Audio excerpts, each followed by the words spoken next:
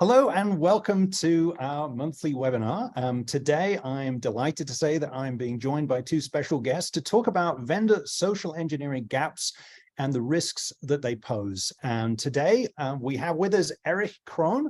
Erich is a security awareness advocate at KnowBe4, very well known to all of us, I'm sure, as experts in the space. Erich himself is an author, he's a podcaster, as we just discovered, and a regular contributor to a variety of cybersecurity industry publications. He's a veteran InfoSec professional, over 25 years experience in the medical, aerospace, manufacturing, and defense fields, which is a broad spread. He's the former security manager for the US Army's 2nd Regional Cyber Center, Western Hemisphere, although whether he should be admitting to that publicly, I don't know. Holds all the usual cybersecurity qualifications and certifications as you would expect. And he has worked with information security professionals around the world to provide tools, training, and educational opportunities to succeed in InfoSec. So we are delighted to have you with us today, Erich. Thank you. And alongside of him, one of my favorite podcast guests is Dave Stapleton, Chief Information Security Officer here at CyberGRX. He has over a decade of experience in both public and private sectors. And for those who haven't met with Dave before, he began his cyber career in the Department of Health and Human Services, where he developed and managed risk and compliance teams, and he led government-wide cloud security initiatives on behalf of the executive branch. He's currently, as I mentioned, CISO at CyberGRX. He focuses on the implementation and efficacy of internal cybersecurity and privacy programs, as well as market-facing brand ambassadorship. And since I am Dave's partner in crime on the latter, I have to tell you, I really appreciate his support. And honestly, I think for anyone in the cybersecurity space today, being able to partner well with your marketing colleagues is a really important component of managing the reputation of your brand. So it is fantastic to be once again sitting with Dave for our webinar today. And I'm really looking forward to today's conversation because it really cuts to the heart of one of the biggest challenges that we all face, which is how do we ensure that our employees and the employees of companies that we are not part of do the right thing to avoid the unforeseen but highly predictable event or incident. So I thought we might just start by talking about today's security awareness training programs. And we're going to put Dave on the hot seat right now. Erich is a guide to many CISOs on this topic. So we're going to see how our program measures up in Erich's mind. So start us off, Dave. Tell us about your company's security awareness training program. What are you doing and at what frequency? Excellent. Well, first off, thank you. I'm looking forward to this conversation. I can't wait to hear what Erich has to say. Our security awareness training program, much like the rest of our security programs, starts with an emphasis on risk. So we think always about what are the things that that are most necessary for us to protect, our crown jewels, if you will. That could be data, it could be personnel, facilities, systems, that type of thing. Then we think about what threatens those crown jewels. And it could be internal or external threats, but who are those threats? Who has motivation or opportunity to threaten our crown jewels? And what kind of techniques are they most likely to use? What methods are going to be threatening? And then we have to do a little bit of introspection. Do we know of any vulnerabilities or weaknesses or gaps in our own program? In the case of training, within our employees' knowledge base, that would allow those techniques to be successful. And that gives us prioritization. That kind of creates a roadmap, that process of like, okay, here's where we need to start working. This is the most important, and kind of work our way down. So an example to kind of make it a little bit practical is CyberGRX has a significant amount of intellectual property. In a lot of cases, this is kind of our code. We have a number of different functions and features that do really interesting and emerging things with AI and machine learning, and that's really cool stuff. We happen to know that one threat actor, largely in the Chinese cyberspace, has a particular penchant for wanting to get access to intellectual property and use it for their own means. They also are a big fan of data exfiltration. And oftentimes one of the techniques that they'll use will be to start with some kind of a phishing email with some executive spoofing or something like that to kind of make it a spear phishing or targeted email as an initial access vector to get into an organization and see what they can find. So with that in mind, now we have a good idea of what we want to train our employees on. We might start with, hey, how do you spot phishing emails? Hopefully we've already done that. But how do you specifically spot like that targeted email? It looks like it comes from the CEO. And it's just a benign request. Hey, I saw this link. I thought you might like it. Click on it and then hit me up and we'll have a quick conversation. Well, it comes from the CEO and it feels like he wants you to do something. So your human nature is like, I want to look good in front of the CEO. Let's click that link, and then we want them to stop and pause. So we need to train them on how do you resist the urge and that urgent kind of a thing. And that's all with the understanding that we can't solely rely on our technical controls. We can do plenty of things to try to eliminate phishing emails from even making it to our employees' inbox, for example. But that's never going to be comprehensive, and anyone with significant access can bypass all of our security controls that we put in place technically to stop them. I think of the classic cartoon of the boxing ring with the firewalls and security appliances in one corner, and some admin rightfully named Dave in the other corner who can't seem to stop clicking on links. That bypasses all those things. So that's how we develop our training curriculum. As far as frequency goes, all new hires at CyberGRX are required to complete a new hire training within their first week. That's basics, data handling, phishing, incident reporting, things like that. And then all employees, including the CEO, must complete a quarterly security awareness training. And that type of frequency, we feel like, gives us an opportunity to address emerging threats, things that are coming up that we don't want to wait a whole 12 months if we did like an annual cadence to be able to get in front of our employees and talk to them about how to address something. We want to be able to have a slightly more frequent basis for it. So feel pretty solid about the program. It's risk-based, frequent enough to address those emerging threats. Looking forward to hear what Erich says about all that, though. Right. Well, and nothing like a self-assessment to get us going this morning. So Erich, is Dave's program as strong as he thinks it is? Well, I love the fact that, Dave, you actually look at what your risks are, because a lot of places they do this for compliance or whatever. And oh, we need to stop this thing. And so they just throw out some training and hope for the best, right? But you really do need to look at what your actual threats may be. The other thing that I really recommend is after you've done training, and especially if you do the simulated phishing, look at what your people are actually clicking on, right? If your people are doing stuff, if they're never opening a Word document and enabling active content, don't put your training around teaching them the things they obviously already know, right? It's kind of a waste of time, but a lot of organizations don't think that way. They just go, oh, we're doing phishing training, right? So I like that you target on that. That's a really good thing. Now I'll say this, we generally recommend more often with the training. Okay. We generally recommend about monthly, but short ones. We're talking 5 or 10 minutes, maybe something that's, timely. Like right now, it's tax time. Okay. So W-2 fraud, people trying to go after people individually for their tax information so they can fraudulently file. Now, the caveat to this, though, is, and this is where I think you're actually doing just fine. If your organization already has a really good, strong security culture, then monthly may not be needed as much. If your organization doesn't have security top of mind all the time anyways, that nudge, that reminder constantly can help drive that a little bit more. So because you have a good, strong security culture already, we don't have to nudge them quite as much. So I'll give you that caveat. When it comes to doing these kinds of things, you have to think about that. You have to think about your organization. And even when you apply the training or decide which education pieces you're going to give them, you got to kind of look around and say, okay, well, my organization has this culture to it, or even departmentally when they get larger, right? And I always tell people, you're not going to train a house full of lawyers the same way you are a Silicon Valley startup, right? It may be the same topics, but the training isn't going to be relevant between them. And you need to think about that within your organization too, because education can come in like live action videos. It can be games. It can be animated. It can be, short stories or whatever. Like we have this Inside Man series, which is, it's season by season. We're going on season 5 now. It's amazing. And it's like 12 episodes, and some organizations put together like watch parties at the end for the season finale, right? It's a different approach to doing that. And so think outside the box. But I like what you're doing given where your organization is. And for those who don't know, we should probably have said that the size of our company is we're roughly around 200 and 250 employees kind of scale.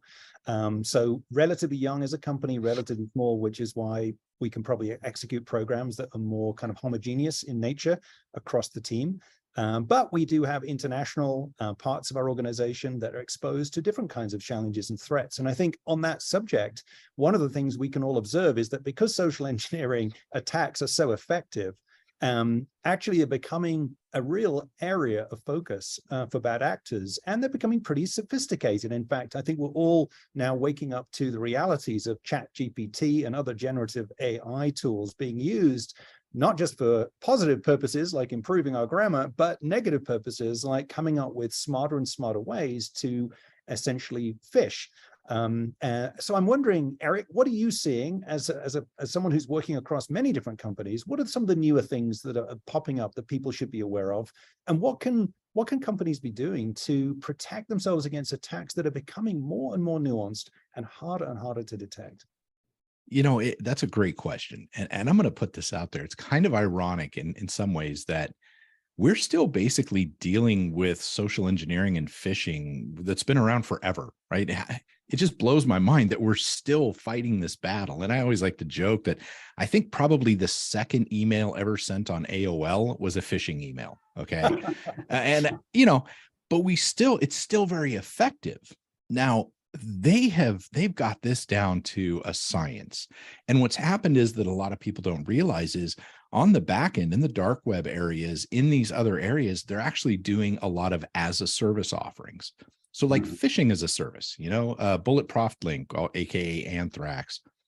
You sign up for a service and basically you put your stuff in there and they handle all the back end stuff, the email servers and all this, and you pay a monthly fee. And there are services out there that will take and correct grammar, and they guarantee increased click rates based on the services they provide, right? All this stuff is out there and happening in the world. Now, you combine that with the additional technical stuff that they do. So initial network access through phishing is absolutely that's pretty much the number one way we see that happen, okay?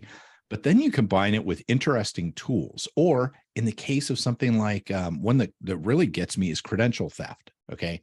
So they want to get you to put in your credential and maybe even your MFA token, but they have these browser attacks, if you've seen those, where essentially the link that you get in the email takes you to a bad actor's computer remotely through their browser. So it looks like your browser. You don't realize it's actually running on their machine. You put in your username, you put in your password, it gives you the MFA token, you log in with that, boom, it logs you in on that other screen. But then because you've logged in on their computer, most of the time, or a lot of the time, once you've done that, you don't need to do MFA for a while. It's cached that session and it says, oh, you've already done MFA. So they've stolen your username and password, and now they have your session on that machine. You go away and they log right back in and start all their bad stuff. So combining the simplicity of the phishing stuff, which always ends up going after emotions. And that was kind of, you guys mentioned that earlier, like phishing is an emotional attack. It gets us all riled up and we do the wrong thing. And that's where stepping back and trying to think about it a little bit more comes in handy.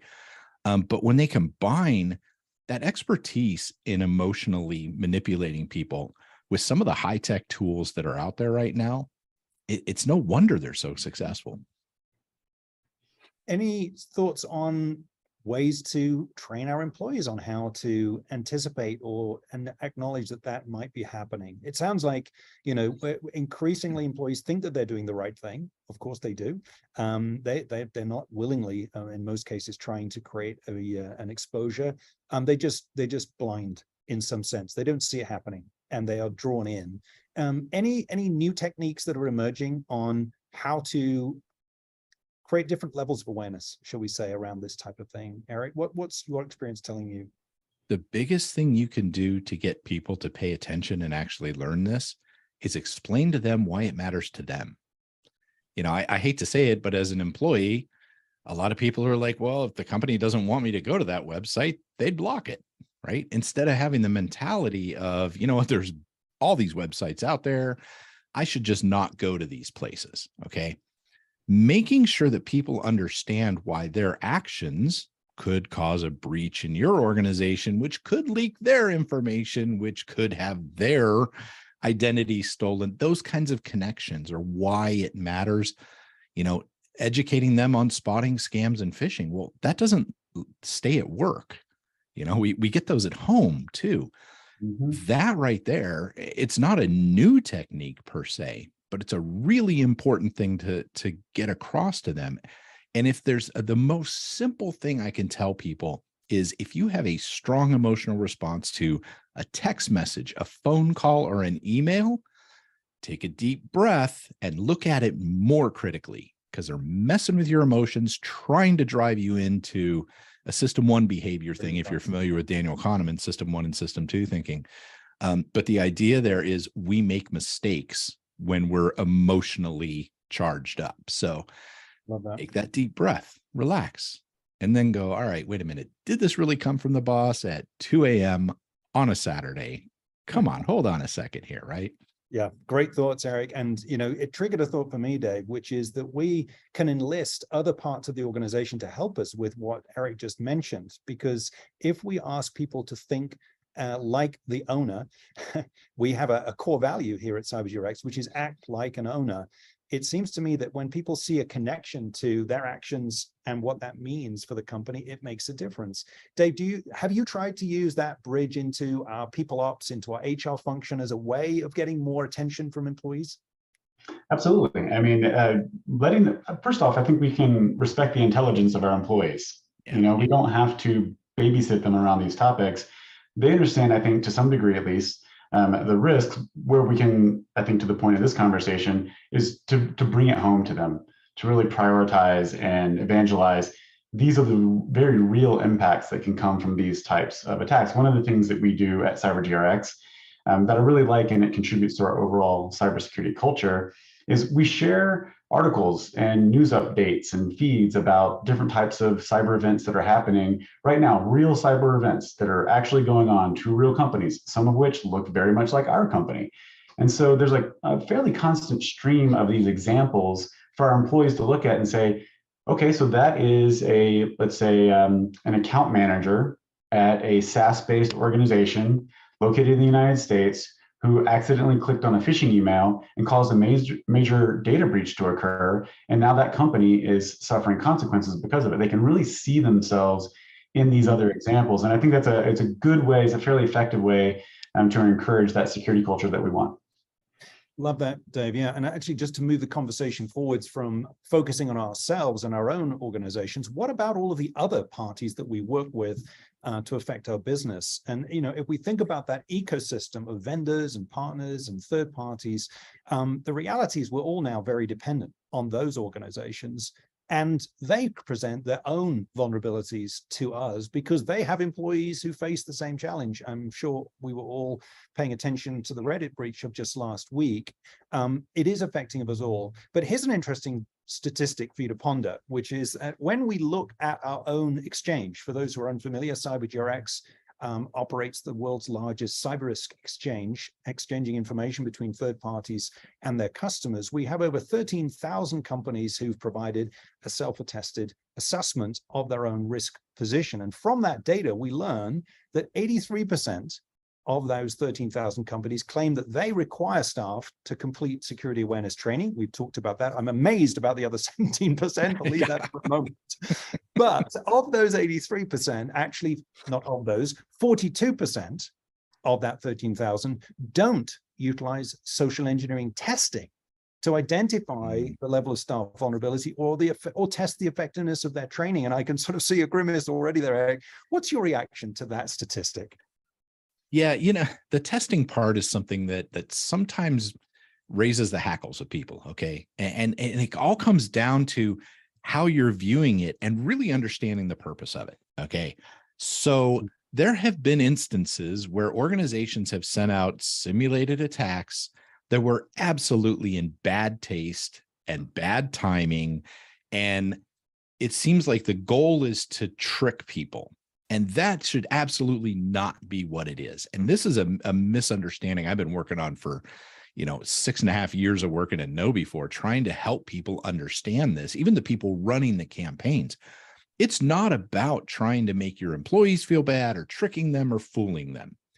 The way I like to think of it is these simulated attacks are a lot like when you take a course and you get the instructor tells you all this stuff, and then you go and do something in a lab, right? It's hands-on. You learn from actually doing it. At least I do, more than just hearing somebody, blah, blah, blah up at the front of the class. And that's really the idea here is let's send them things that they can practice on.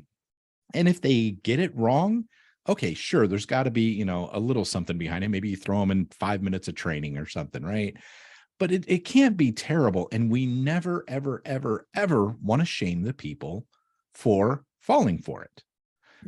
That's a very key thing. I mean, we all get in situations where we're going to mess up. And I'll be honest, here I am. I run around and I do this for a living, and they've gotten me. If you got a quick second, I'll tell you a neat story. I mean, I was on board less than 90 days. It was about 60 days in. I used to report to Stu Showerman, our CEO, and I was running around doing this. I was the first evangelist. I was just like greenfielding this thing. I'm at the airport getting ready to get on a plane. I get a Google Calendar invite on my phone, and it's from the exec, from the boss. It says, Erich, I need to talk to you about some things I heard about your presentations. And I couldn't hit accept on that meeting fast enough, right? Like I was like, oh my gosh, I made the CEO mad. I hit accept, and my own team rickrolled me. If you remember what rickrolling is, right? Okay. But it hit me the right place with the right time with the right message. And at first I was mad. I'm like, no way, this is not fair. And then I started looking around and I'm like, you know what? Wait a minute. My talks are actually hitting YouTube. People can see what I'm doing. They can see on LinkedIn where I am, what, who I report to. All of the information that was used in that attack was actually open source intelligence. And so once I got past that emotional, like, oh, how dare you, I realized that was actually a really good way to do that. Yeah. That I learned from. Now, I don't suggest going that diabolical on everybody, especially in the beginning, but you get the idea there. I mean, I don't mess with my phone anymore. If it goes off in the airport and there's a link in it, yeah, you're waiting until I land. That's just, I'm going to get a laptop. I love that focus on the sense of urgency. The higher the sense of urgency that's created, the more suspicious that message probably is. I think that's a really great insight, actually, Erich. And here, look, it's time for some audience participation. So I'd like everyone who is online with us right now to answer a question. We're going to put up an audience poll here about testing methods. And we are aware that there's more than one way to get our employees to pay attention. So here are some choices that you can make. Please click as many as are relevant. These are the ones that you are currently doing. So this is a chance for us to just see how everyone's getting on and how people are using their different tools and techniques. So we'll let you complete that poll, and we'll share the results of that in just a few moments. But in the meantime, Dave, what is the most useful testing technique that you have been finding helping you and your team in the recent past? What's currently bubbling to the top of your list when it comes to testing?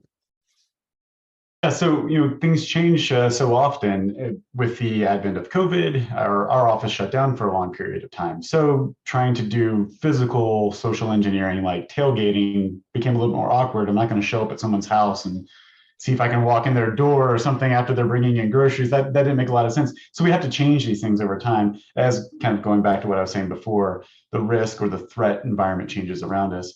I think the standard phishing email kind of campaign has been a tried and true method for us, and for good reason. As Erich mentioned already, it is the number one initial attack vector that is used. It is the way that people are trying to get into systems. It is cheap. You can do it at scale very easily. It can be indiscriminate. You could send out 10,000 phishing emails in 15 minutes if you want. And even if a small percentage of people are susceptible to those, that's still a pretty good payday potentially. So we have leaned pretty heavily into using phishing campaigns in our organization. We actually are a customer of KnowBe4. And so one of the things we really like to do is use the ability to evaluate the emails that people are receiving in their inbox and KnowBe4 will start to understand what types of emails are people getting, who are they coming from, what's the frequency, and it can use that with a bit of some AI, some machine magic sprinkled in to then create phishing campaigns for us that resemble things that someone who's using OSINT, as Erich mentioned, might also be creating. They become a little bit more targeted. They're a little closer to a spear phishing type of campaign rather than those indiscriminate ones where it's, okay, I'm pretty sure that Ethiopian prince probably doesn't really need my help. Everyone knows how to spot that one. But these are saying things like, hope to see you at RSA this year. Click this thing for some additional information. They're a little bit more targeted, and the kinds of things that a motivated and persistent threat would probably create. So we really do, it sounds a little cliche in this conversation, but we do lean pretty heavily on those types of phishing campaigns internally. So we're looking at thank you, David. We're looking at results here. Any surprises, Erich? And as you reflect on this, does that look pretty standard to you? Yeah, you know what I do? I do love to see the USB thing in there, because that is still a real thing, right? And it's amazing how you can get people to pick up USB drives. I mean, you scuff them up a little bit, throw some old keys that you have laying around in a drawer that you don't remember what they went to, right? But they followed you for the past 3 or 4 moves. And you leave those around so they look used, and people are curious. And if you really want to get diabolical, you put something on there, leave it in the office. It's something like, third quarter bonuses or, something along those lines. And people cannot wait to plug them in. But a lot of people forget about that attack vector. And it's just fun to see that up there, because it is a real way to get into things. It really, it's not nearly as common as phishing. And you've got to have somebody that's a very targeted and very focused attacker to go around and do that kind of thing. Most of them are perfectly happy doing it from another continent behind a monitor. Okay. But it doesn't mean it doesn't happen. No, great point, Erich. Well, our time is coming towards a close. So let's cut to the chase here. Dave, would you decline working with a vendor who doesn't do testing? This goes, I sound like a broken record, I understand. It goes back to my earlier comments on risk. First, we got to understand the criticality and exposure that's associated with that particular third party or that vendor that we're talking about. Do they process sensitive data? Do they have access to sensitive systems and facilities of ours? Would their compromise have a significant impact on my organization? If I answer no to all of those, this is not a very cyber relevant vendor that we're talking about here, and I don't have to make those kinds of decisions more than likely. If I say yes, then we would certainly engage a third party to first validate whether or not they're doing that testing. Make sure we understood things correctly. We don't want to make assumptions, and we want to maintain a good relationship. And if that is true, then we would collaborate on some kind of a corrective action plan. Sometimes third parties are unwilling or unable to implement security controls as we request them. And when that scenario occurs, we turn our point of view inward and say, well, what can we do then to change the inherent risk associated with this third party? Do we have to give them all of that data? Do we have to give them that access? That kind of thing. So maybe we can address the risk to some degree that way. If we're unable to mitigate the risk either through actions that the third party takes or by actions that we can take internally, that's when I start to have a conversation with our own internal business owners and ask them, do we have alternatives? Can we potentially use another third party to do this? If the third party is providing really specialized service that's critical to the success of our business, we might be in a tough position. But I'm happy to say that situation is pretty rare. I think in most cases, third parties are willing to work with us to address a risk, especially if we approach them with a reasonable and data-backed request. It's not like we're coming out of the blue with something that's kind of pie in the sky. Yeah, and back to the earlier stat, that 17% who currently are not educating their employees. We got to ask some serious questions, and we need to have some dialogue directly with them to figure out what's going on. So thank you both so much for today's conversation. It's been phenomenal. I'd love it if you would leave our audience with one key takeaway, one key thing that maybe they can be doing to protect their organizations better than they did before they joined this particular call. Erich, what would be your salient piece of advice? Yeah, don't forget the human factor when it comes to your security program. Technology is awesome. I love it. We need it out there.